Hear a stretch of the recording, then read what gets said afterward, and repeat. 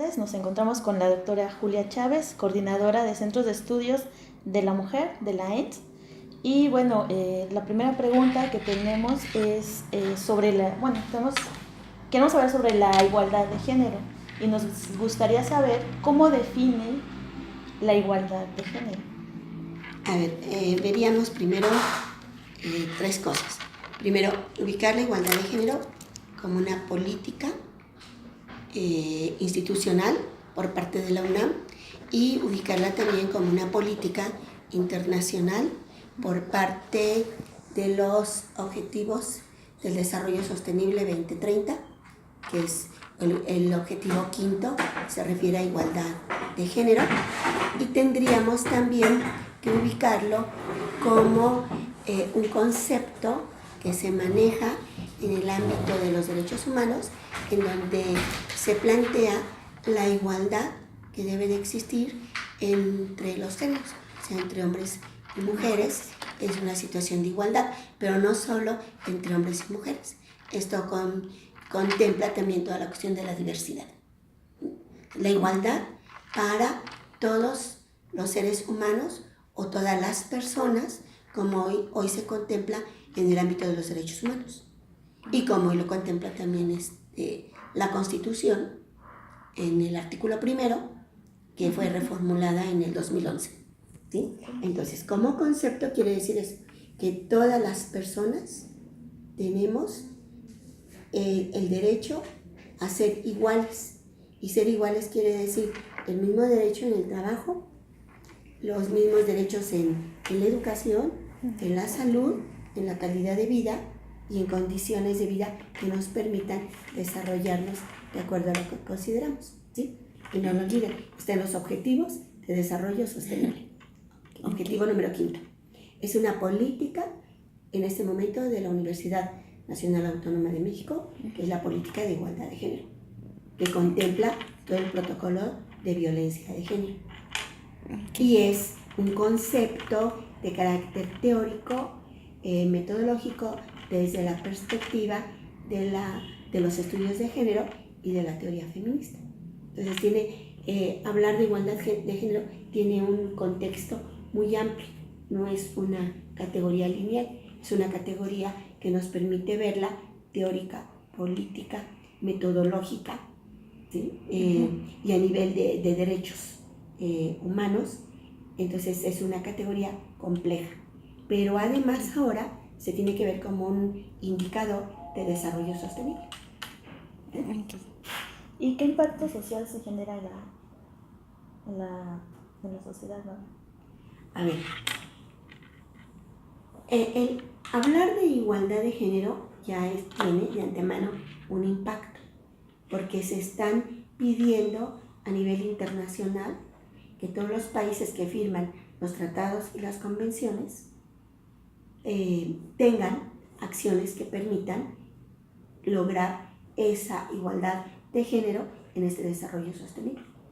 Este desarrollo sostenible que es parte de los objetivos 2030, todos los países tienen que entregar un avance. Claro, sabemos que luego eso es más de manejo político, pero de todas formas ahí hay una indicación para entregar avances en el año 20, que nos faltan prácticamente 2 años, 3, y en el año 30. Pues México entregó ya qué va a avanzar, cuáles son sus metas para el 20, tiene que cumplirlas, cuáles son las metas para el 30, o bien entregar en algunos aspectos metas hasta el 30 y ver cuánto se logró en una primera evaluación en el 20. ¿Qué implica esto? Implica que todos estos elementos que he señalado se vayan superando. O sea, que haya igualdad en el ámbito de la educación, igualdad para todas las personas, acuérdense, de hombres y mujeres, todas las personas. Igualdad en la cuestión de trabajo, igualdad en la salud, igualdad en las cuestiones de calidad de vida, porque la pobreza, que es otro objetivo de desarrollo sostenible, está relacionada aquí con igualdad. ¿Sí? Igualdad se convierte, si bien en un objetivo de esta naturaleza, también se convierte en una política transversal. Entonces, ¿qué está hablando? Pues que todos los países que no tienen igualdad de género como México, tiene que buscar estrategias de desarrollo sostenible, no social. Sostenible quiere decir que no es de inmediato, se va dando paulatinamente para lograrlo, y es integral. Tiene que ir buscando estrategias para que eso se logre, ¿sí? Y se tiene que ir planteando. Aquí tendríamos que buscar qué estrategias planteó México para lograr ese desarrollo sostenible y lograr esa igualdad de género. Esto donde lo encontramos en INMujeres, porque INMujeres nacional es el que dicta la política que se va a desarrollar de acuerdo a cada objetivo nacional, no de la Ciudad de México. Bueno, en ese sentido, ¿usted qué medidas considera que serían las apropiadas para la prevención de la violencia de género? A ver, espérame. Ya que son dos cosas. Sí, una cosa es la igualdad de género, que es esta estrategia que te digo. Dentro de esa igualdad de género se podrá ver violencia, pero ya no es lo mismo, ya es otro elemento, porque violencia de género es otro convenio que se tiene con la CEDAW. La CEDAW es la convención que aparece a nivel internacional para tratar y prevenir la violencia de género, pero fundamentalmente la violencia de género dirigida hacia mujeres, en donde se contempla la violencia feminicida y se contempla la violencia hacia la mujer y la violencia familiar. Pero esta convención es antes que los objetivos. Ahora, esta convención queda dentro de esos objetivos, y esta convención ha tenido su desarrollo propio, su perfil propio, con base en los análisis que se hacen ONU Mujeres, y que aquí en México tenemos varias comisiones. Una comisión es de INMujeres, ¿sí? Otra comisión, por ejemplo, para hablar de violencia de género desde la CEDAW, México da su informe, y los grupos independientes, las organizaciones de mujeres, de feministas, etcétera, presentan el informe sombra. Y el informe sombra dice desde la población cómo se ve el informe, para que no solamente sea un informe de carácter político, que lo que diga el gobierno sea. Claro, tiene que presentar, pero también se ve qué opina la población. Pero es otro programa, ¿sí? Y que si bien pueden tener cierta relación, también son independientes. Ahora, sobre violencia de género, que se retoma todos los acuerdos de la CEDAW. Por ejemplo, en México tenemos la Ley de Acceso a una Vida Libre de Violencia, que ya es una ley que está en todo el país, pero no se ha implementado en todo el país, ¿sí? Ustedes saben que las leyes generales se dictan, pero luego hay que implementarlas.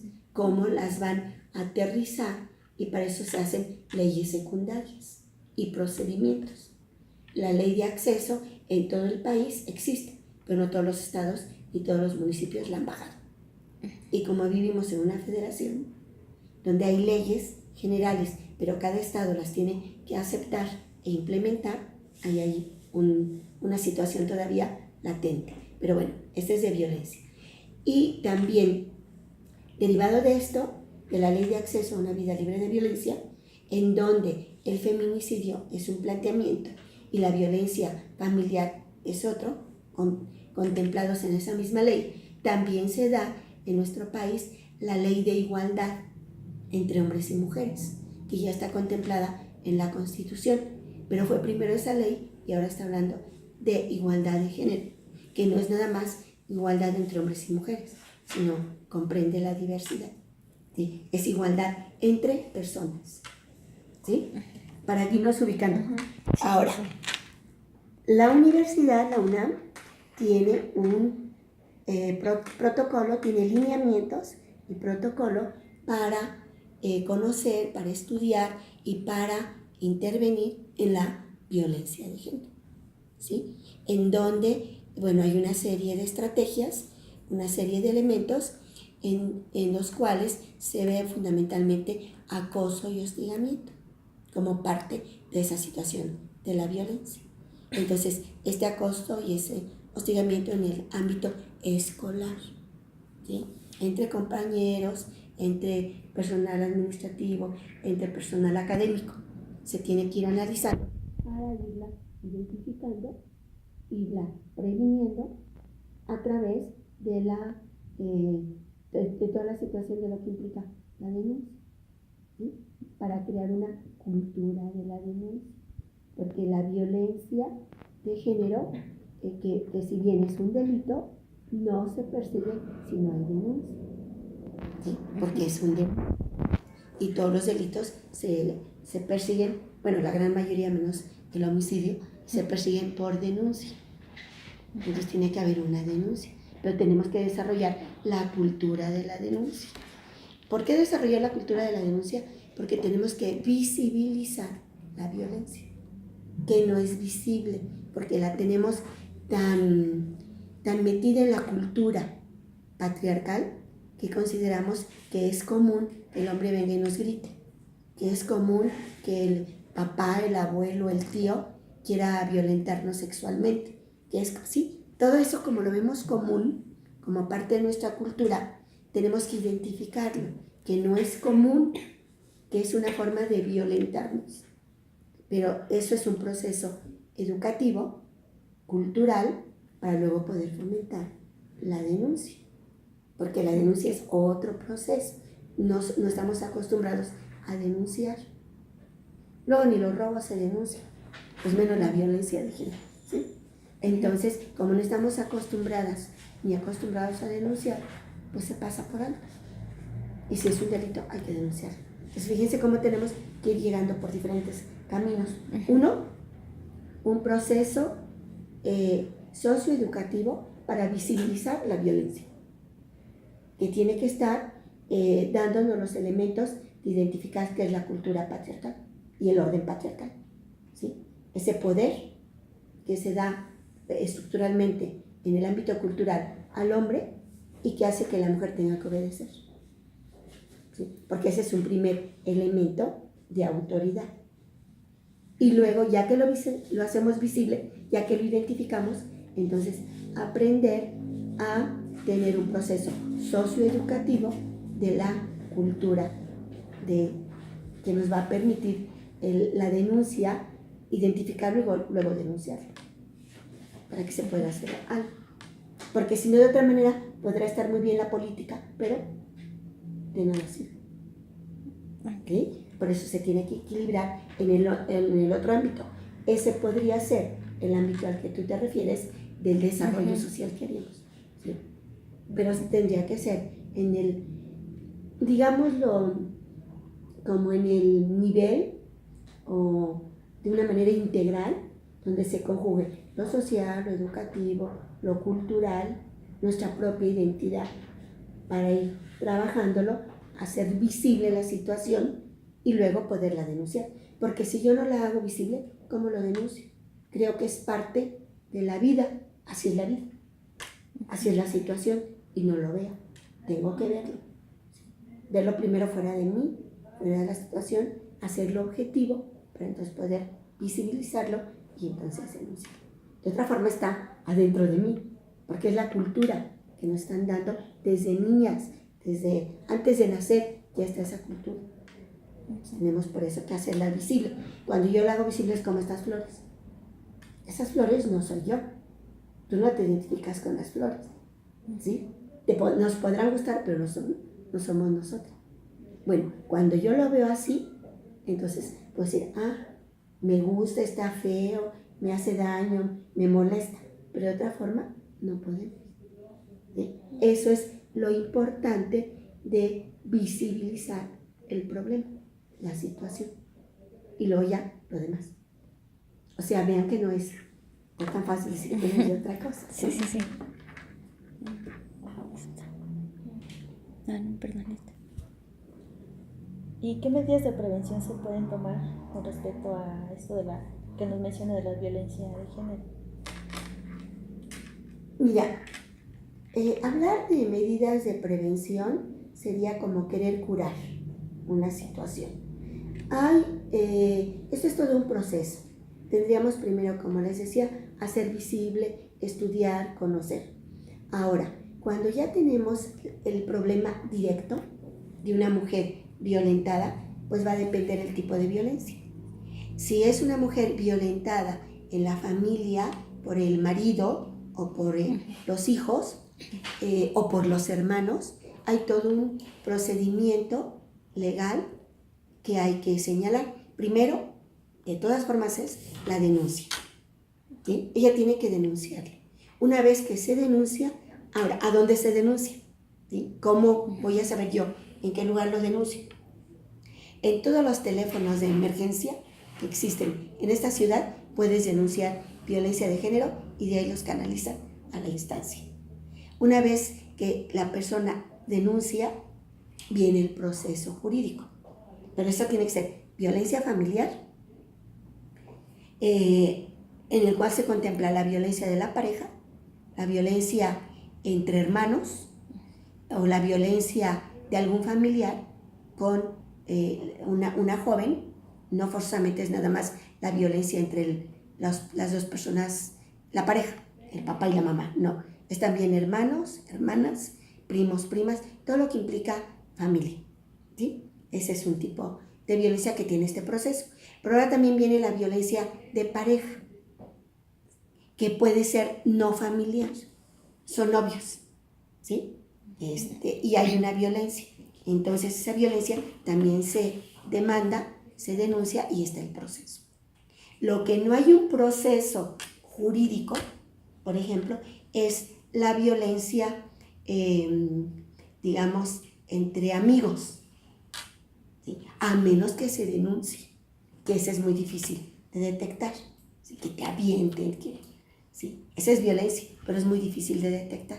Pero también está contemplada como violencia comunitaria o como violencia institucional. Está contemplada, pero ahí sí es más difícil que se haga. Generalmente se hace más la demanda a nivel de violencia familiar, ¿sí? Ese es uno. También está todo el acoso del medio, los medios de comunicación que te están diciendo que las mujeres somos objeto sexual, etcétera, etcétera. Esa es violencia, que esa digamos, se visualiza de otra manera y se hace ver de otra manera, ¿sí? Como que ahí no hay un proceso legal exactamente, sino esto es más bien en los casos. Ahora, ¿qué se hace? Trabajo social en esta situación tiene un papel muy importante, porque es en todos los CABI, en todas las instituciones donde se hace esta denuncia, el primer contacto es con trabajo social. Entonces, nosotras tenemos que hacer la entrevista de qué le pasa, cómo lo denuncia, si quiere hacer la denuncia formal, si no la quiere hacer, y se va haciendo todo el seguimiento. Y que va a depender desde situaciones que se solucionan hasta situaciones más complejas que no se solucionan tan fácil y que hay que pedir que la mujer se vaya a un refugio, ¿sí? Y entonces están los refugios de organizaciones de la sociedad civil donde las mujeres se quedan para evitar que sigan siendo violentadas, sobre todo cuando hay amenaza de muerte. Entonces se llevan ahí y ahí se están y no se sabe en qué refugios, ¿sí? No se sabe para evitarles riesgos. Se quedan en un refugio con sus hijos el tiempo que se considere necesario, que no puede ser tampoco más de 8 meses, ¿sí? Entonces ahí trabajo social tiene dos papeles. Uno, ese primer contacto para poder tranquilizar a la mujer, a orientarla para que ponga la denuncia y si la pone, ver de qué tipo, cómo procede, y entonces ya ahí entra al equipo jurídico que se va a encargar de todo el levantamiento. Y trabajo social va dando el acompañamiento. Si la mujer se va al refugio, trabajo social sigue dando el acompañamiento y cuando entra al refugio ya se pone al cuidado, a la atención de la institución donde también hay trabajo social. Y trabajo social se encarga de ver toda la cuestión familiar de los hijos, de cómo ayudarla, cómo apoyarla, si los niños se quedan con ella, si tienen que estar temporalmente en algún otro lugar, etc. Pero eso ya cuando está la denuncia señalada ya como un proceso, ¿sí? Otro momento es más directo. O sea, fíjense cómo estamos bajando de una política, ¿sí?, internacional